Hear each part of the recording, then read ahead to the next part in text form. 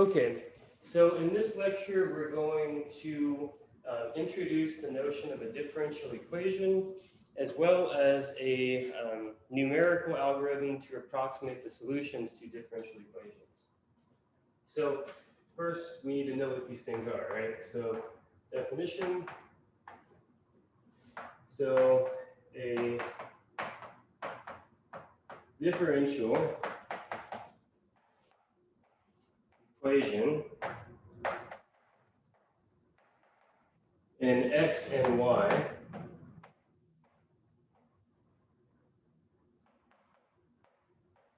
is an equation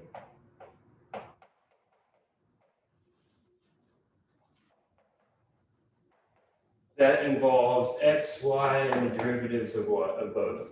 That involves x, y, and the derivatives of y, I mean.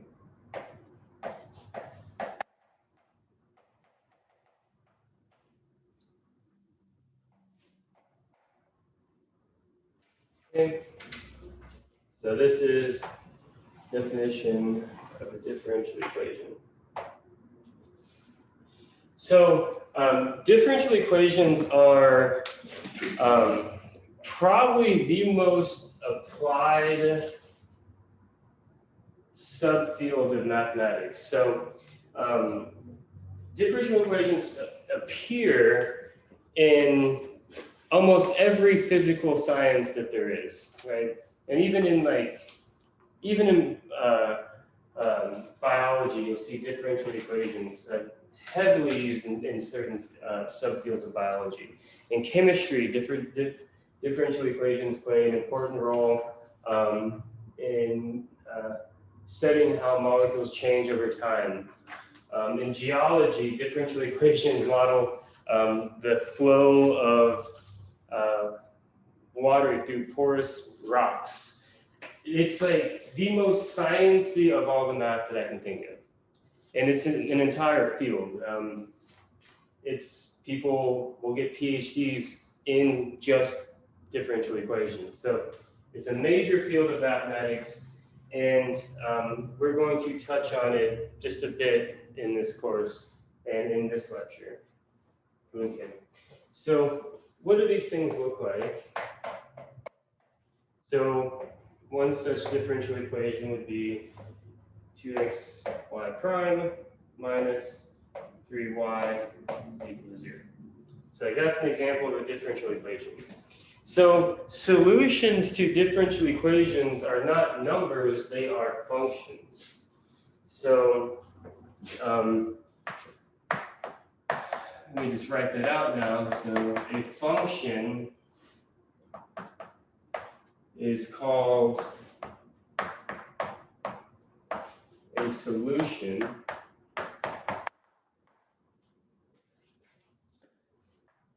of a differential equation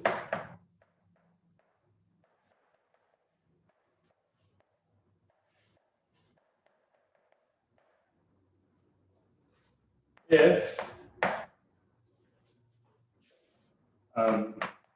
the equation is satisfied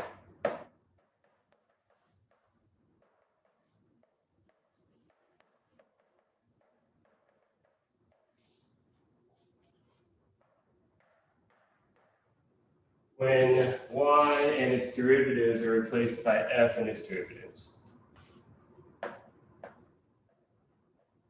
So when y and y prime are replaced by f of x and f prime of x.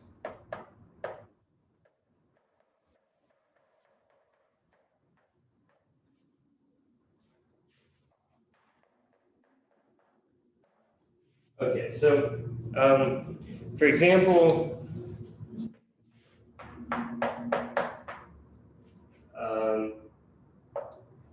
f of x equals to e to the power of negative 2x is a solution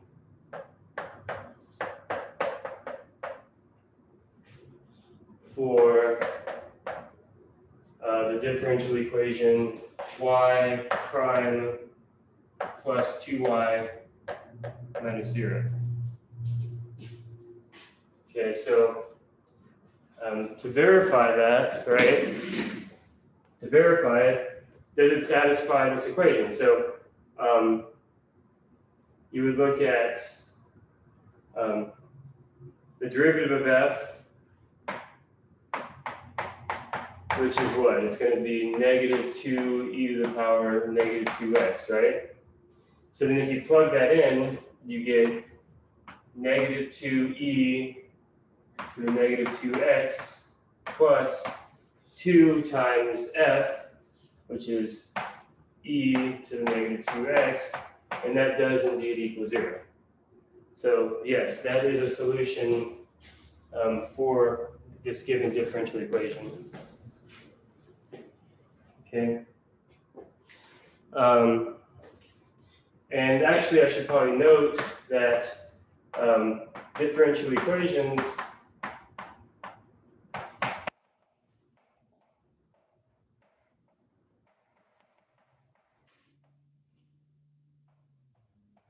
can have many solutions,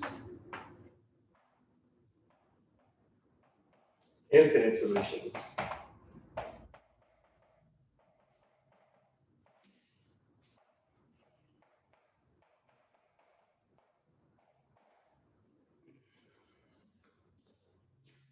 Okay. So, for example,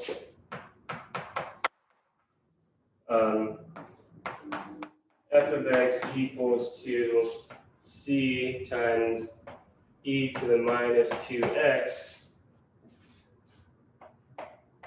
is a what's called a general solution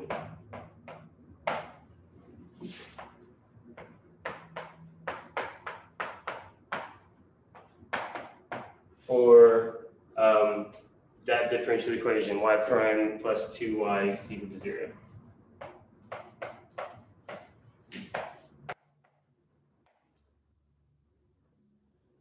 Okay, so if you plug this in for any constant c, I should probably write that.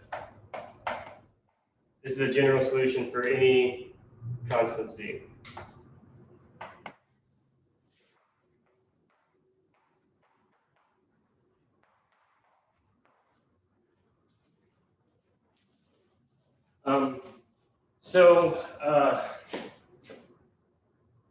Where would these things pop up? So I feel bad not giving you more motivation.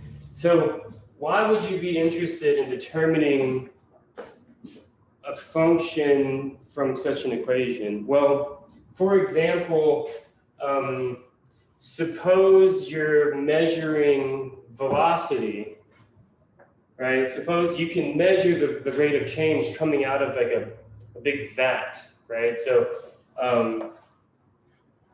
you have like some big vat, and this is like related to like oil displacement or things involving stuff like this. There's a vat of some fluid that's coming out, and you know the speed at which it's coming out, and you want to determine a function that tells you how much water is in that vat at a given moment, right? At a given time frame t. But you only can measure this, and you can know the initial amount that was in there, and you know how fast it's coming out. That produces a differential equation. You have the derivatives value, you have the original amount in there, and you want to determine how much is in there before.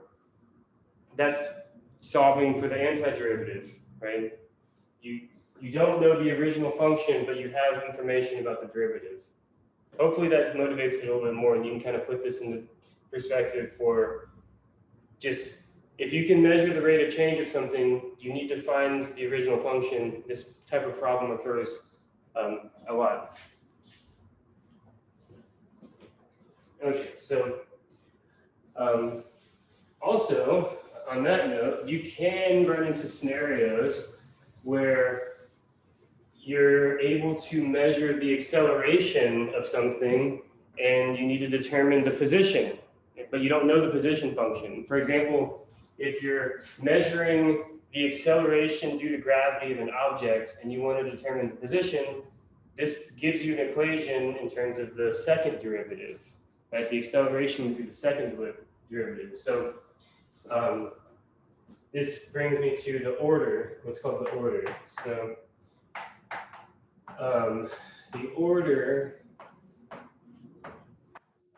of a differential equation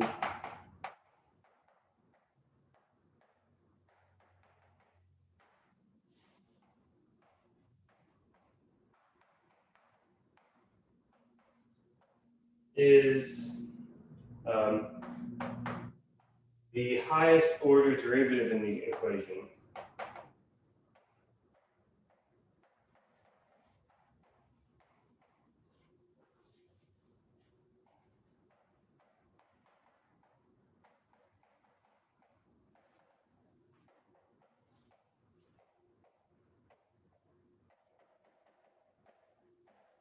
Okay. So, for example, like y double prime minus y is equal to 0. This would be a second order differential equation. Right? So hopefully that's clear. Okay, so earlier I wrote a general solution, but I didn't tell you what a general solution is, really. I should probably do that now.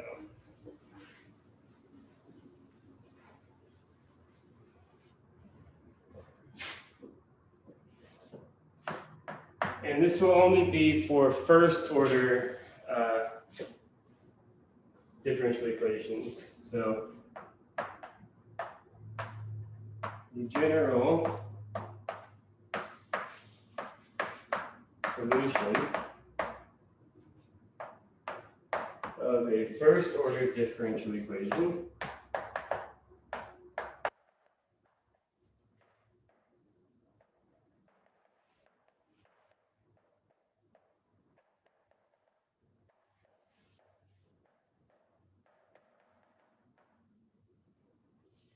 represents a family of curves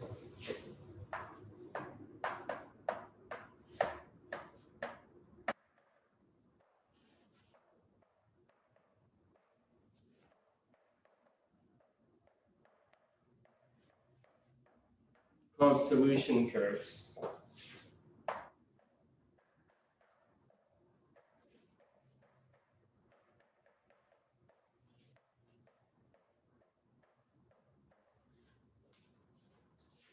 So let's say back to this one here, we had that this was a general solution to that equation. So for each c, right, you have a curve, right? So this is exponential decreasing, right? So when x is equal to 0, we're at like e. So for c is equal to 1, it's there. For c is equal to 2, it's there. For c equal to 3, it's there. For c is equal to -1, -2, -3. Whenever x is equal to 0, when x is equal to 1, then we have something like maybe down here. I'm probably going to butcher this, but I think it looks something like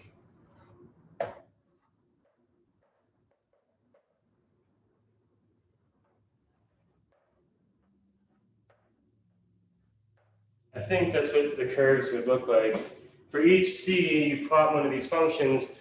Every single c you get is going to give you a curve in R2, and these would be the solution curves, and can give you an idea of what the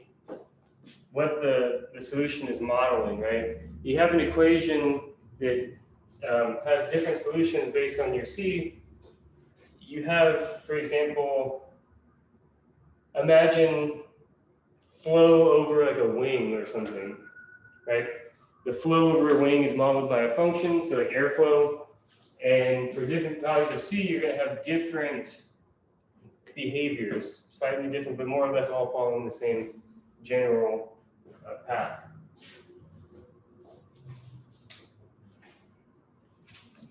Okay, so we're almost done with the terminology.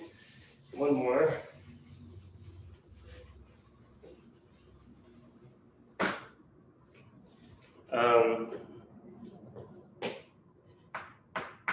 So a particular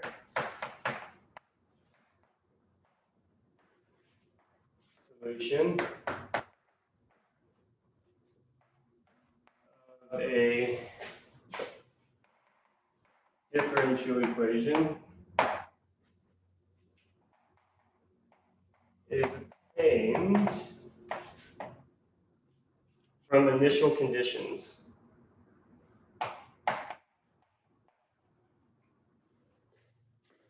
I'll explain what that means in a moment.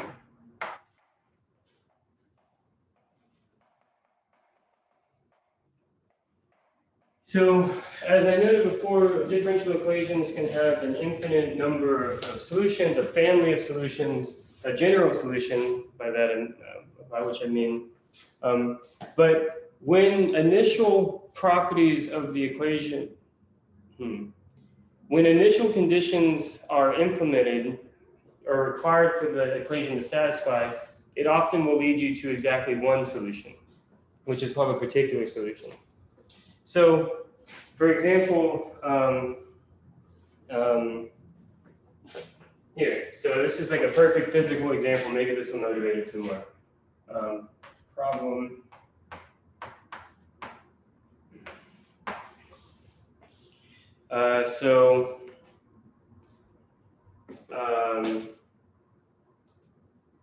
A object, say 80 feet from the ground,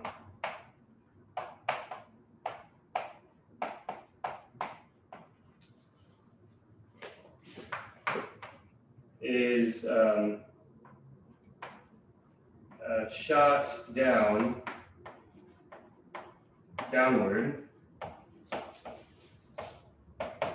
with a velocity. This is like an initial velocity of 64 feet per second. You know, I'm not going to do that to you. Make it meters. I don't know. That's what it should be. Okay.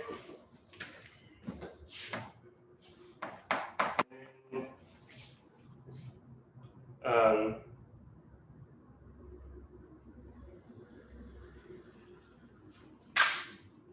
hate it when textbooks do this. Keep it for feet for now. Just know that I think that's done. And its observed acceleration is 32 feet per second.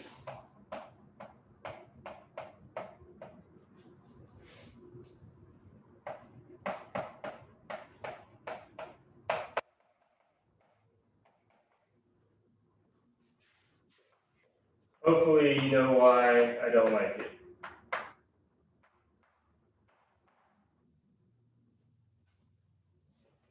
Should be meters. Velocity is defined as meters per second, but your textbook is dumb sometimes.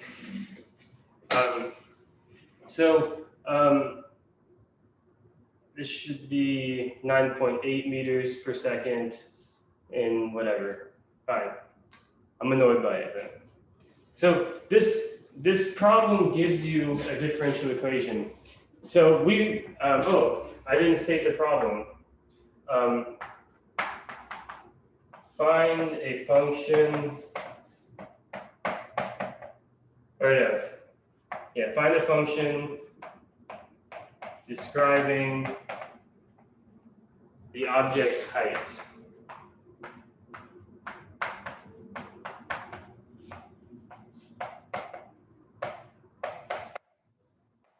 time t.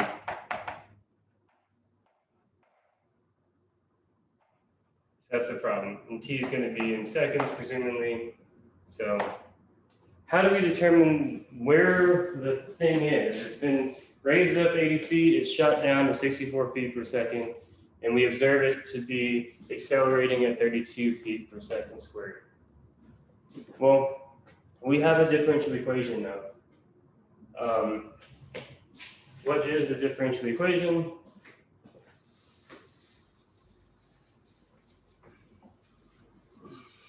So the differential equation modeling this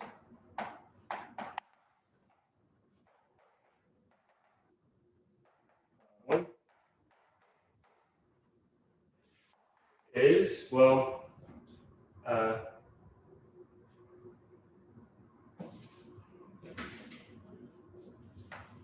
so I'm going to do a few things and say let s of t be the position function.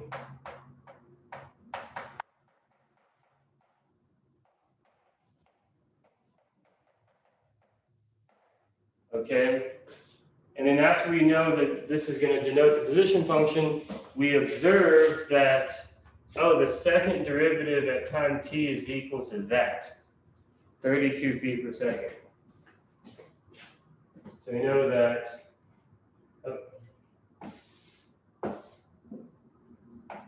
s double prime of t is equal to 32 feet per second. Or feet per second squared, sorry.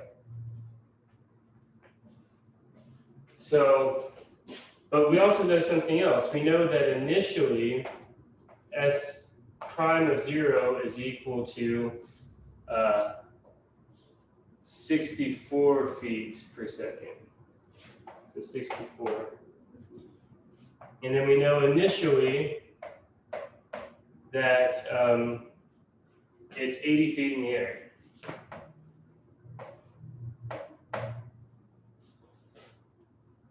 Okay, so what is the, so this is the differential equation. This is in terms of t. So this is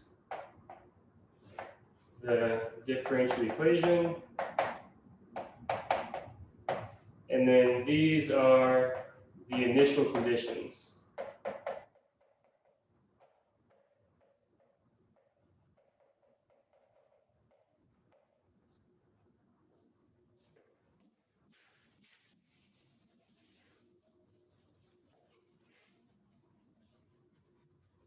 Okay, so we need to solve this differential equation for s and then use this information along the line. So how do we do that? We know that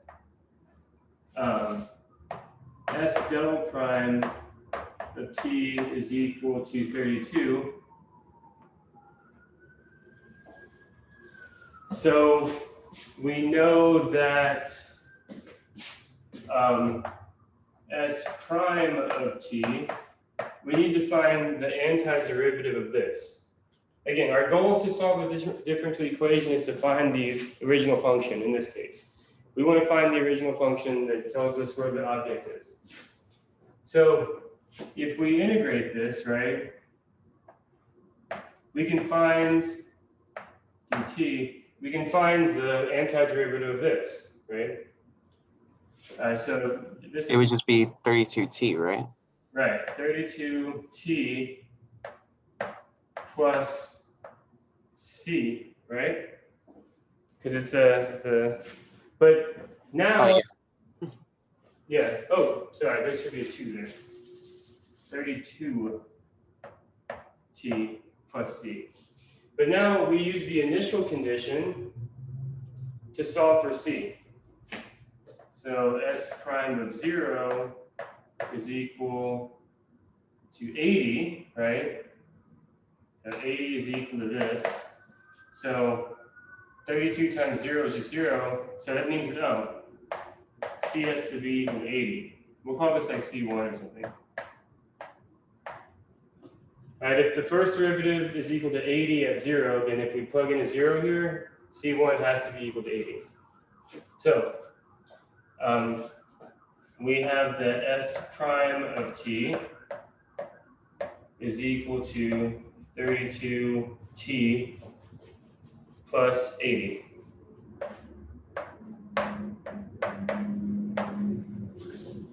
Okay, so but now we're looking for the original position. We'd integrate this, and we'd see that S of t is equal to the integral of this side.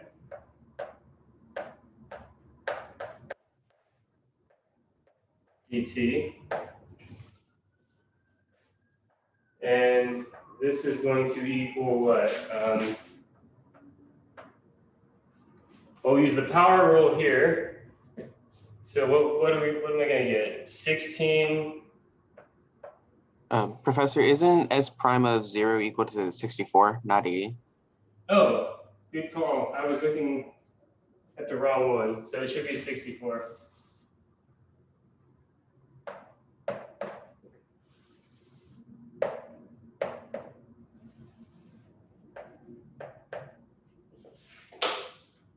Because that was this first one, not the second one. I just had them confused when I looked over. So use the power rule here, and you get 16t squared.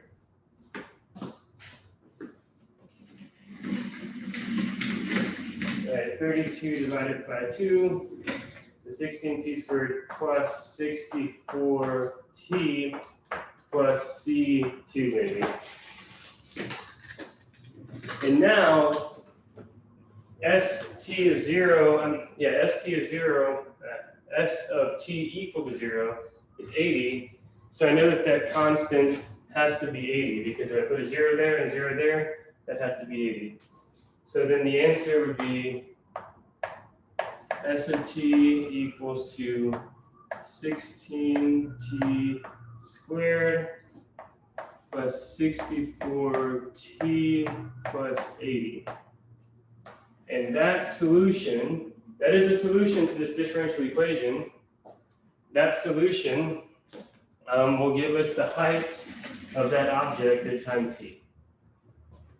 So hopefully this example kind of illustrated how sciencey differential equations can be. And it's all based off of your observation and initial conditions. Okay, so one thing that's problematic though with differential equations is that they can be extremely difficult or even impossible to solve.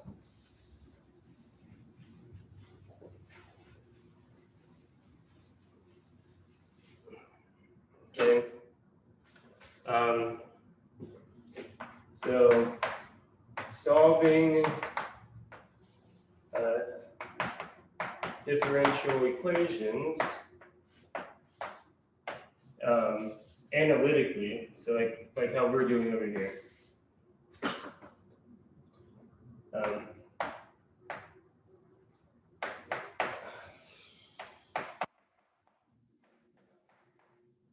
So solving differential equations analytically can be very difficult or even impossible.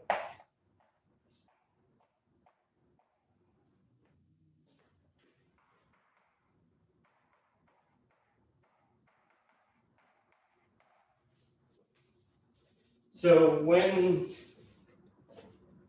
these equations can get incredibly messy, like just the ugliest looking things you've ever seen. But they can be very important to understand because these equations could be modeling those rockets that went into space recently and the position of them over time.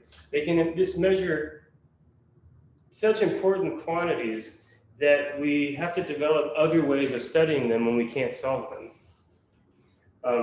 One way is to look at slope fields.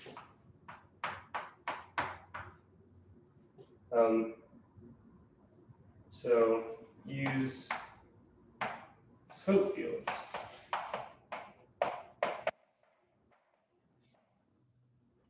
So for example, if you have the differential equation y prime equals 2x plus y, like I'm sure that we could solve that if we tried to figure out what function we plug in will satisfy this, but suppose we couldn't.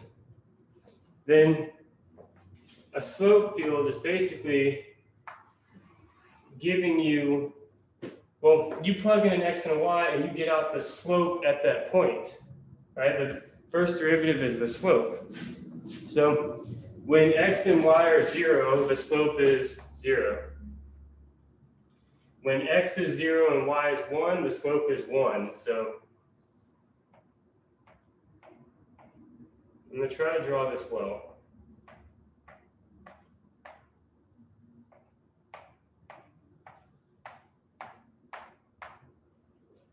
So I'm going to put in the basic points.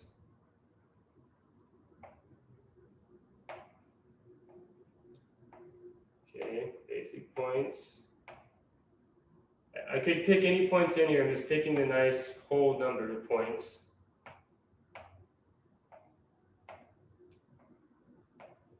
Okay.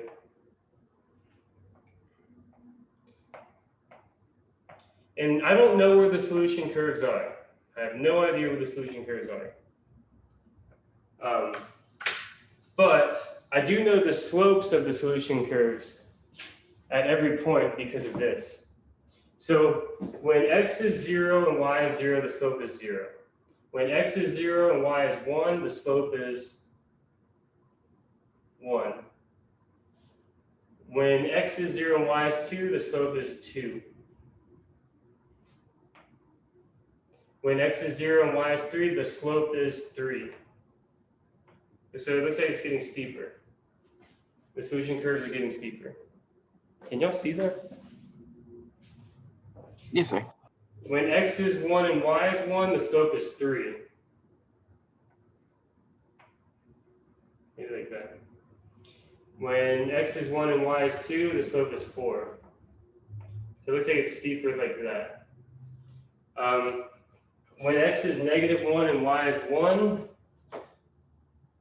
it's going to be -1. So -1 and 1, the slope is -1. -1 and 2, the slope is 0.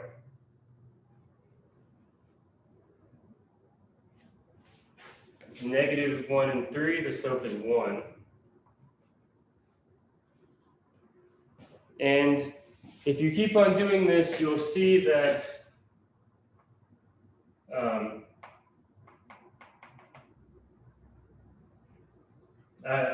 it would take me forever to, well, I should probably do some more. But basically what you're getting is something like, this is not exactly what it's going to look like, but if you did this enough, you'd have slopes all over the place, and then you could start doing something like that.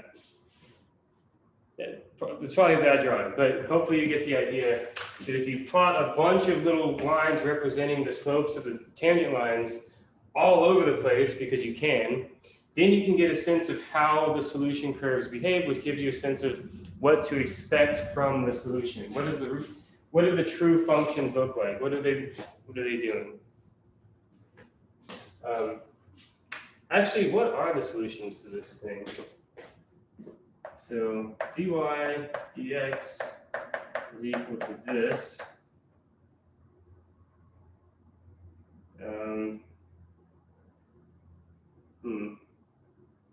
Yeah, there is some like a curve like that, I can tell, but actually we'll figure out what the solutions are in a moment, because we're going to learn how to approximate these solutions.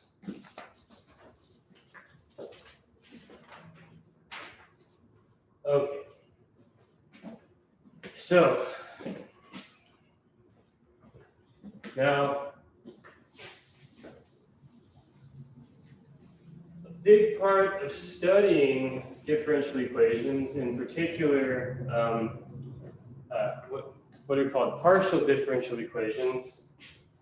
Partial differential equations are derivatives where there's more than just variables x. There's like multi-variables and there's multiple partial derivatives. But the same idea holds for here, is that we should come up with numerical ways to approximate these functions, right? We know that we can't solve some of them at all, but can we approximate them with numerical simulation, with computation? And just like when we learned about Newton's method for approximating the zeros of a function, we can build an iterative method to build up these functions just like we were doing here. Like we were building up functions, right? If we plotted all of those slopes, we were building up functions. But that's kind of like drastic. Let's see if we can write a procedure for doing this with a computer. And the procedure we're going to implement is called Euler's method.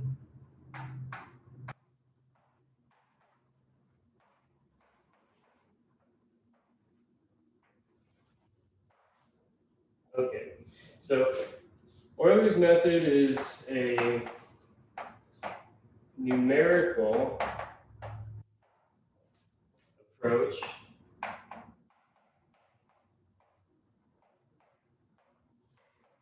to approximate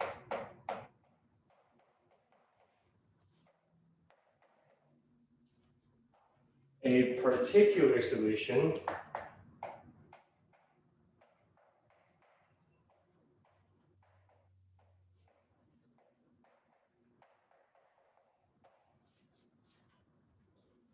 of a differential equation of a specific form. So of a differential equation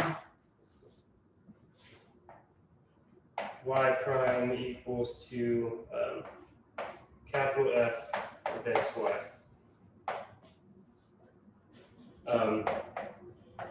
Which the initial condition that we're going to implement is that it passes through the point x naught, y naught.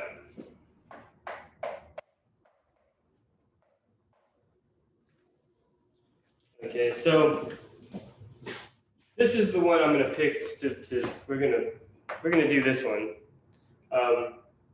But first, let me describe the method. Actually.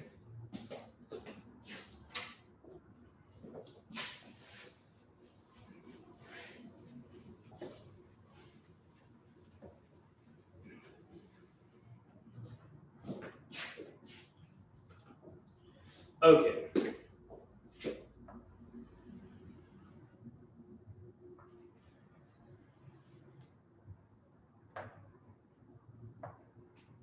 Okay, so we're going to suppose that it passes through this point here. Okay, so this would be x naught, and here's y naught. So we know the solution to the function, which solutions to the differential equation are functions, and functions pass through all things around here, so we're going to assume that it passes through this point. And let's just suppose that the curve looks like this. So this is the true solution that I'm drawing.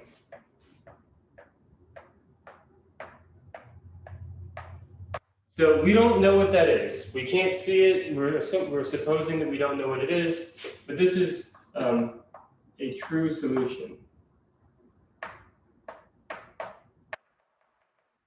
True solution y. Oh, that's the function. So how can we piece together a function that approximates this function? Well, let's say this. Let's say,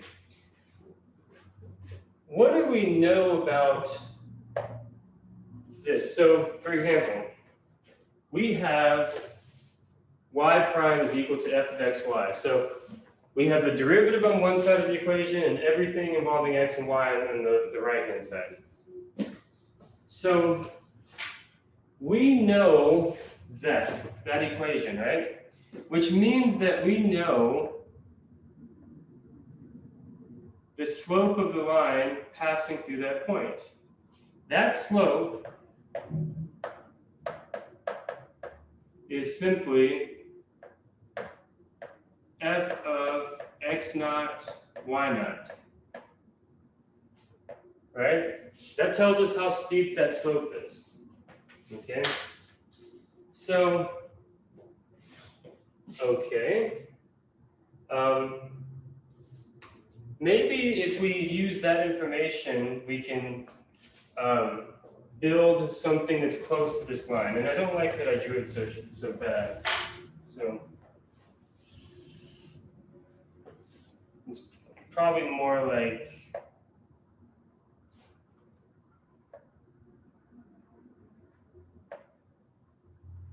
that.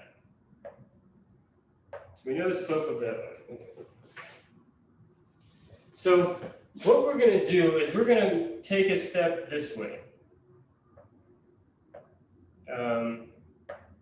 How far do I want to step? So let's say x1 is going to be equal to x naught plus some h. And then h is going to be what we're going to call our step size. Okay.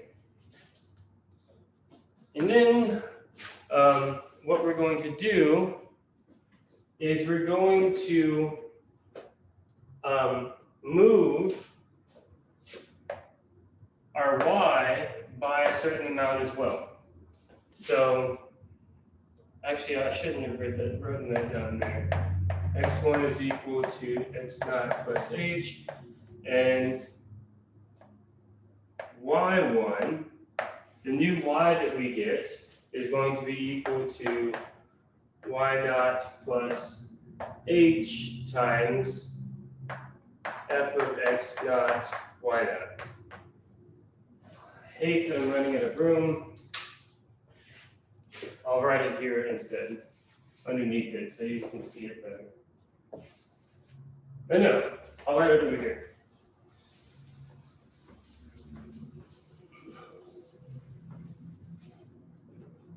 So we have x1 is equal to x naught plus h.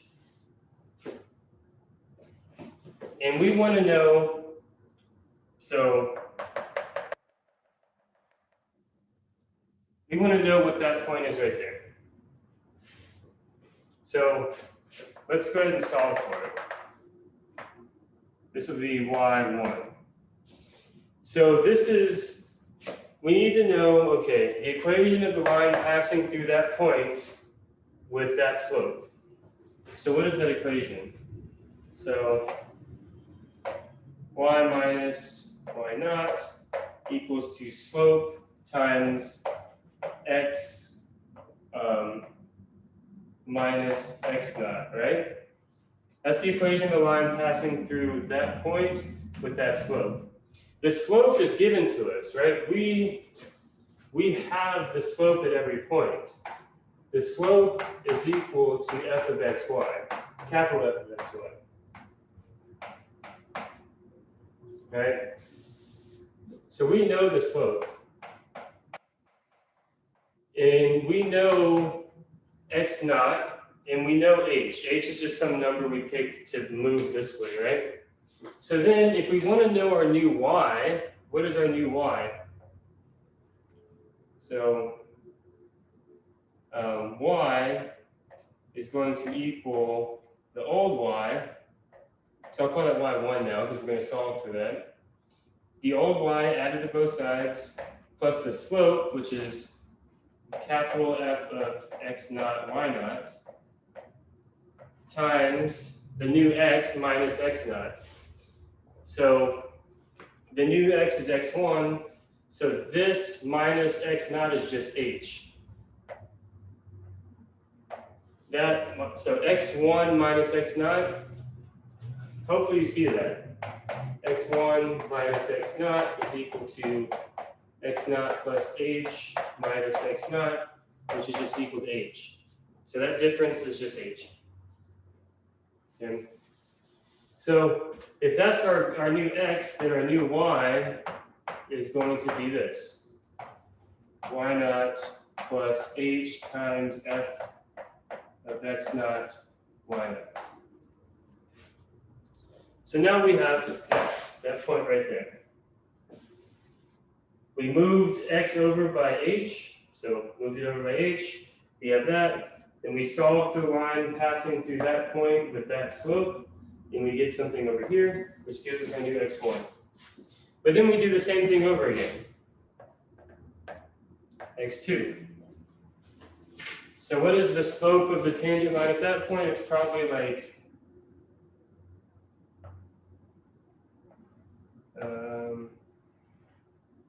that. So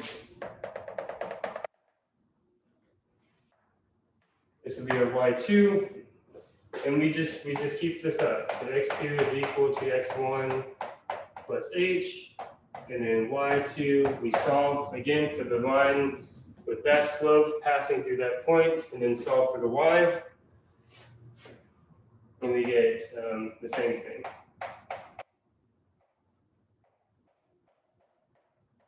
Now we evaluated the point x1, y1.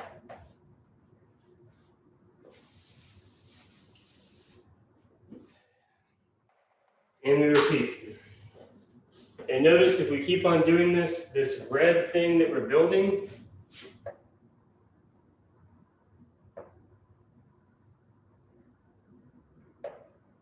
it's approximating the curve, the true solution.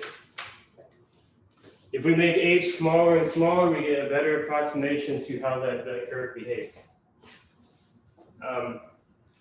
It really is as if we, just like we were calculating the slope, we just calculate the slope and then we move over a little bit, solve for the equation, calculate the slope again, move over again, and just focus in on one of the particular curves, and then we're solving for it.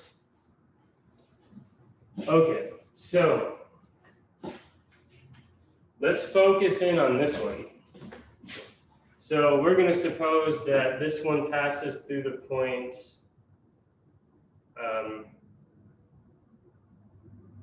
I don't know, 1, 1. So let's focus in on that. So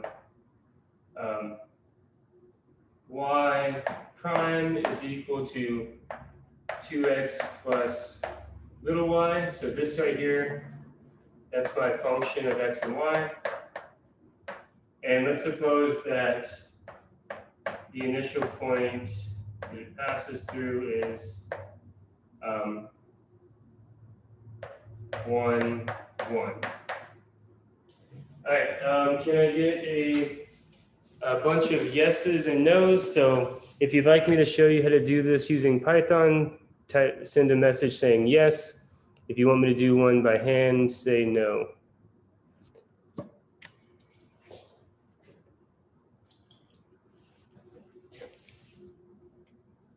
Okay, looks like we're doing it with Python.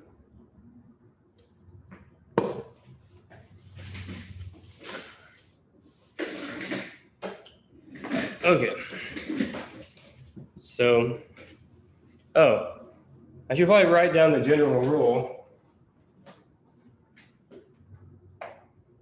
Xn plus 1 is equal to xn plus h, and yn plus 1 is equal to yn plus h times f of xn yn. So this is the general rule for updating.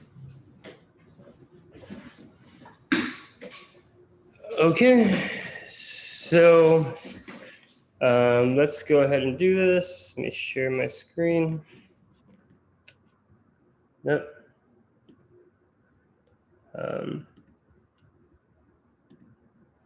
Okay, so let me just open a new notebook.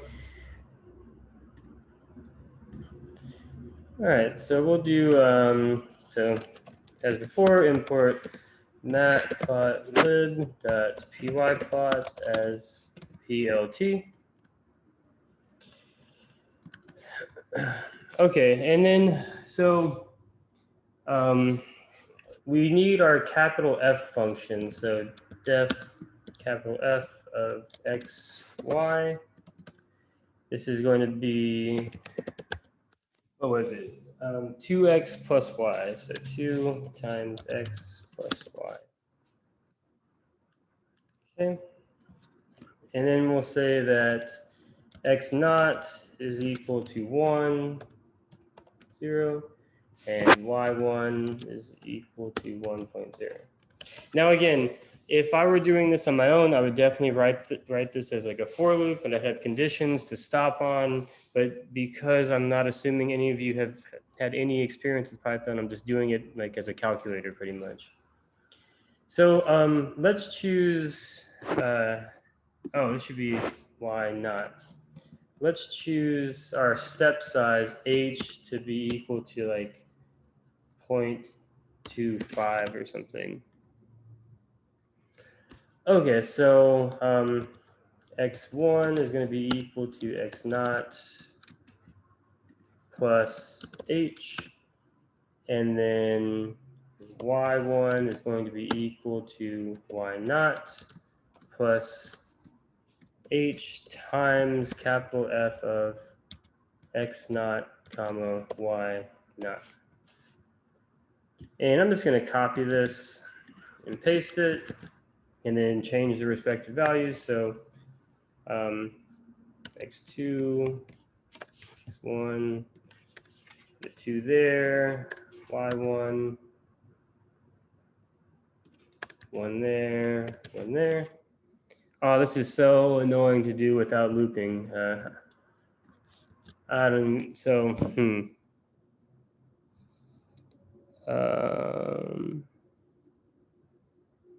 yeah, this would just be so much faster.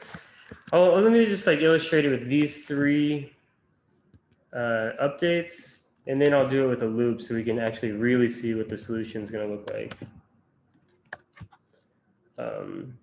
2, y2. Okay, that seems like a sufficient amount of updates, so let's throw those all in to a list.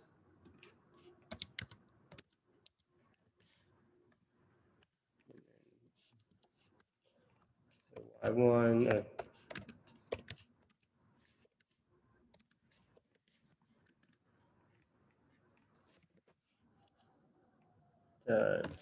so if I plot a pair of points like this, and then overlay with the scatter, then it'll look nice. So that, and then plt dot scatter x, y, and we'll just color these red. So there's the approximate solution here. But now let me do a loop to make it a little bit nicer. So so x equals to 1.0, y is equal to 1.0. Let me think about this for a second. So for underscore in range, maybe I can make h a little bit smaller too, make h equal to 0.05. Maybe I can do this like 1,000 times. And then I'm going to say that x new is equal to my previous x. So all this is doing is looking at the very last thing put into the list, plus h, and then y new is equal to the very last thing I put into y, plus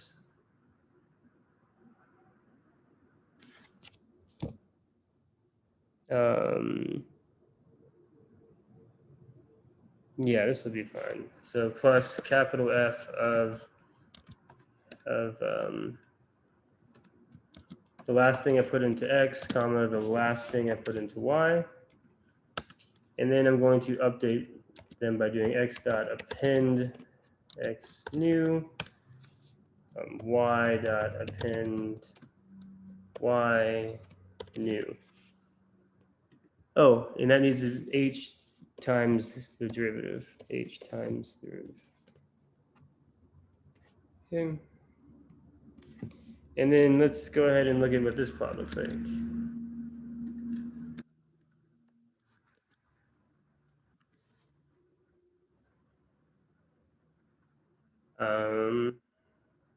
They make these markers different.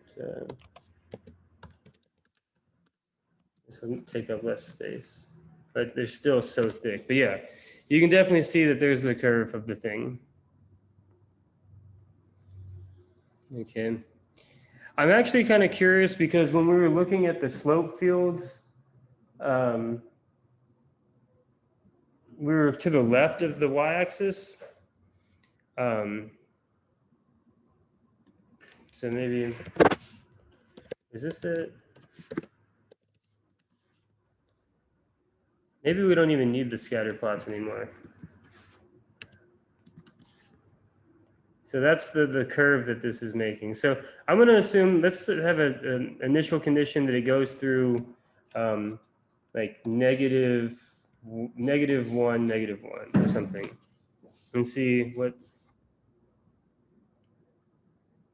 No, that's a completely different curve. Maybe it goes through -1, 1.